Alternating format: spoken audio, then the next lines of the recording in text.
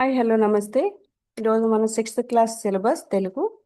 తల్లి, అమ్మమ్మ, నాయనమ్మ, ఆశ, కోరిక, దిక్కు, ఉత్తరం, లేక, ఒక దిక్కు, కథ, కథ, గౌరి, కరం, చేయి, తొండం, కప్పము, కిరణం, కపి, వానరం, సూర్యుడు, ఏనుగు, విష్ణువు, కర్కోటకం, నాగపాము, మారేడు, విషభేదం, కాలము, సమయం, నలుపు, చావు, కాపు, కాయలు, కాయుట, రైతు, రక్షణ, కారు, కాలం, నలుపు, కీడు, అపకారం, ఆపద, అశుభం,